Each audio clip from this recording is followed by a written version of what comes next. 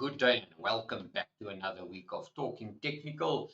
And we just want to kick off with Apple first so that we can just show you what is happening here. It's interesting. Some of these technology shares are absolutely running away. And they just see no end to the run. And one of them on Nvidia that we will look after now. But let's have a look at this one. This is Apple.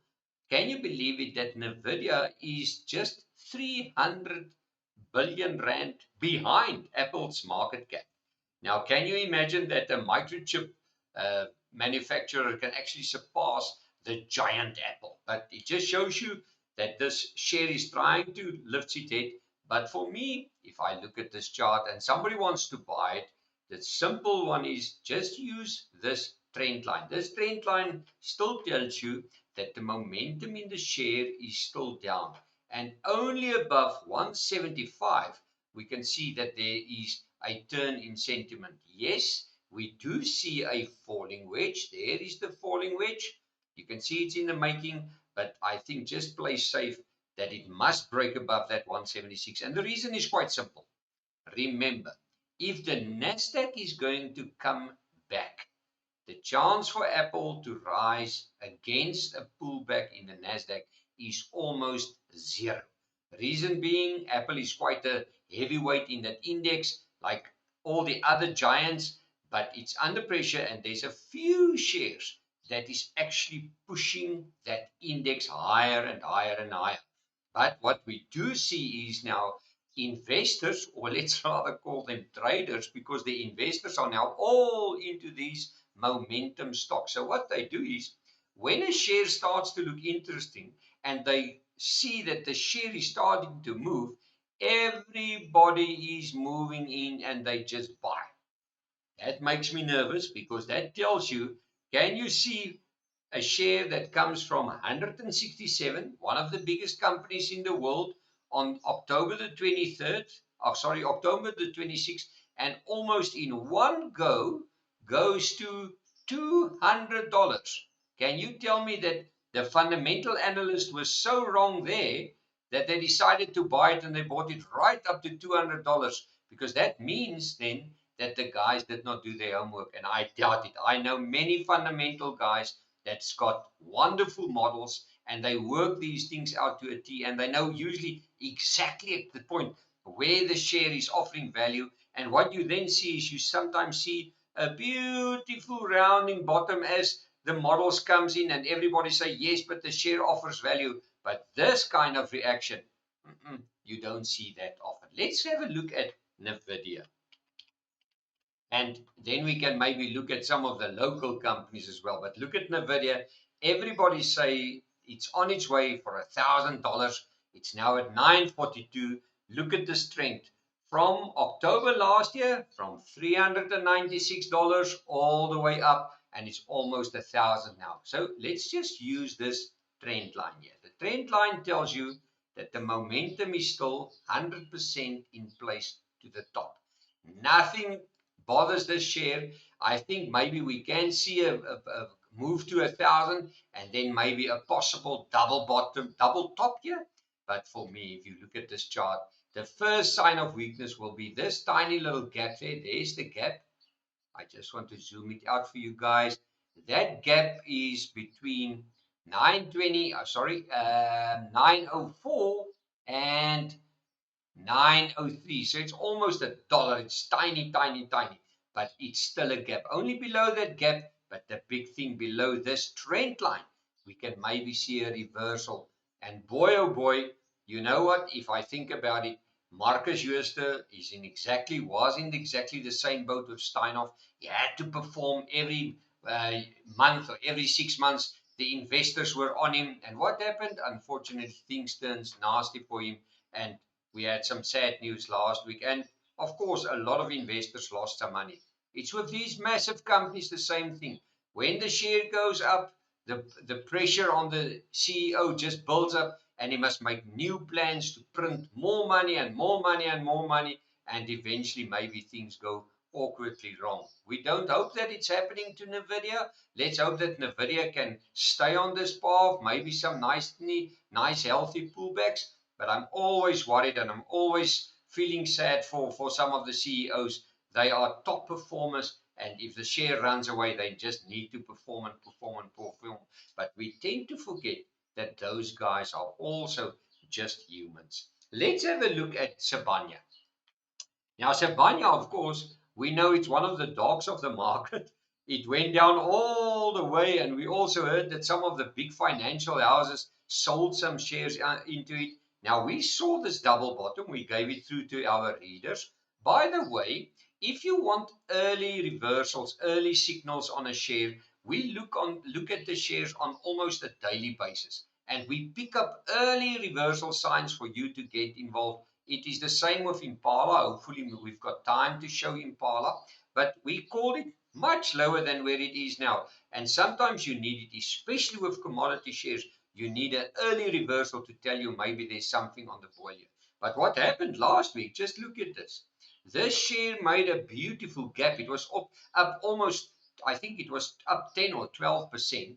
But this gap sits now between, there's the gap between 2007 and 2071. While this gap is open, let's just show you on the chart. So if you want to pull it in, while this gap is open, that means that the momentum to the top is in place. Now, a lot of investors will say, whoa, Frans, I did miss the boat. Yes, maybe you did miss the boat, but there's always an opportunity to get back into the share. Maybe we're lucky for the share to close this gap and then move higher from here. Or what we can maybe see is we can see a higher low. Yes, then you'll probably, a higher high, sorry.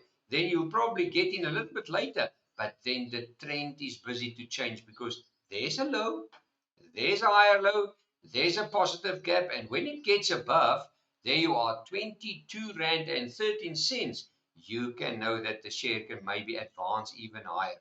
And always, but always remember, commodity shares tends to do the following. It falls away way below the level that you can even imagine. Then it starts to turn around. And then it can rally like you cannot believe. Then it falls away. Remember, commodity stocks are cyclical shares. They go up with a vengeance, and when they drop, everybody just wants to get out of them. But I don't know if that's the case of Sibanye. So for me, if you look at the chart, the positivity in the chart will show above 22.13. That is the top that you're seeing there. But while this gap is open, the momentum to the top is 100% still in place. Let's have a look at Impala. Impala Platinum. There you are. Impala Platinum had a nice rally. Why do I say it had a nice rally? There's the falling wedge. There you are. There you are. It was a classic falling wedge. By the way, it reached now its target. It's now 78. The target was around 72, 73. It went up right up. Now, if you did buy it, just hold on to the stock. Don't be worried because it looks like the trend is changing. But if you want to buy, then wait for a pullback. Wait for a higher low. Maybe wait for a possible candle to tell you that things can change around. Because what happened here? Look at that. When it turned around with some nice volume. I just want to see if we can quickly pull that in for you guys. There you are. If it turned around, where did it? There's the bouncing volume. As it broke there, just a day or two after that, some massive volume come in. That tells you it's not France that buy it or bought it, or Koos or Jan or Sandy or whatever. That must be big players to sort of give these spikes in volume. So always keep that in mind. Let's have a look at Bitcoin. I mean, this is not for the faint-hearted. I mean, I've said it many a time on this show that my heart goes out for the guys that love Bitcoin. I've got a lot of viewers and a lot of traders on our group that always ask levels about Bitcoin. But what I'm seeing here, I wonder if I'm not seeing a head and shoulder formation. And that makes me a little bit nervous on Bitcoin because a lot of people bought it right at the top here at around 72, 74,000 because there was rumors in the market that Bitcoin can actually go to, can you believe it, maybe $260,000 in time to come. And there you are. There's the left shoulder. There's the head. And we may be working on the right shoulder. This right shoulder will only be wiped off the table if it can get above 68,420. And boy, oh boy, where can it go to? That's why I'm always nervous to chase momentum, because just as you buy it, the thing turns around and it bites you. There you are. It can maybe surprise us all the way back to 50,000. I mean, from 74,000 to 54,000. That's a big drop. One of the requests that we also had was transaction capital. The person asked what happened to transaction capital. Nothing happened. It had just one massive rally. We called it long time, and it's still, the trend is still 100% to the up. And maybe we're just coming back to test this trend line. And there you are. There's the trend line. This sell-off from 10 Rand 75 to 831 is maybe healthy. Why? Because the trend line is still up. So if you buy as close to this trend line around 771, make use of a stop loss of 756 and hold on to it, because above, there you are, above 859. Let's give you the exact level. Above 860. The momentum can take the share back and it can maybe go higher. Remember, these guys wants to do some restructuring in the company, and I've said it many a time. When you do it, or when you've got a chart where there's some restructuring, like Pick n Pay now, you don't know if they're going to come with a rights issue or transaction capital. You don't know what they want to do to fix the company or change some of the models.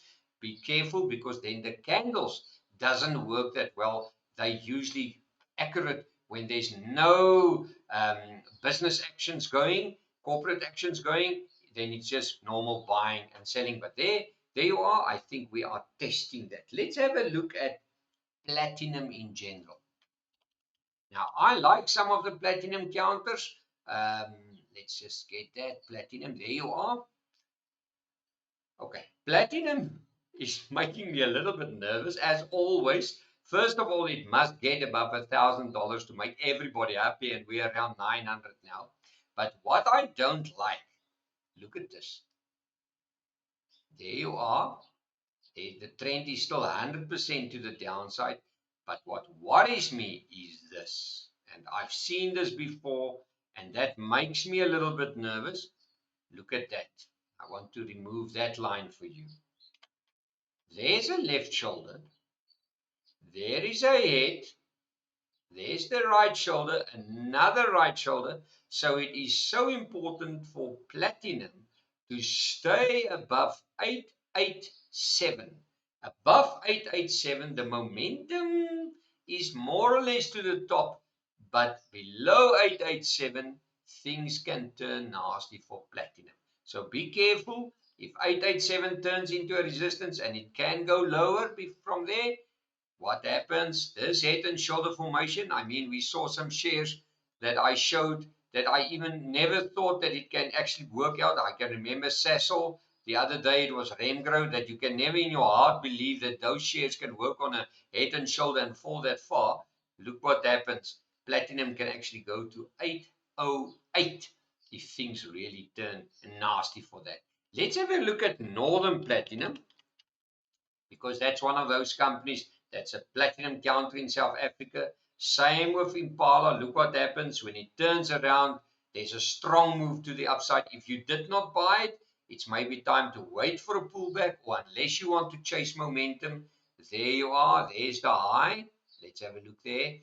Then you must buy above 117.96, and if you buy above 117.96, make use of a stop loss of 11214. For me, it's a little bit tight. I would rather say 100 Rand on the dot. I'm always nervous for these 3-4% stop losses. Reason being is that if you are buying the stock, sometimes the volatility in our market can really shove you around. And the reason why I'm saying maybe a little bit of a bigger stop loss, trade smaller, buy less at a time, then you're not that nervous if it gets to your stop loss level. And sometimes it just goes to that level and it bounces off from there. So thank you for watching the show. We'll chat it again. Visit our website, www www.fransdeklerk.com for more info. And as always, we will chat again.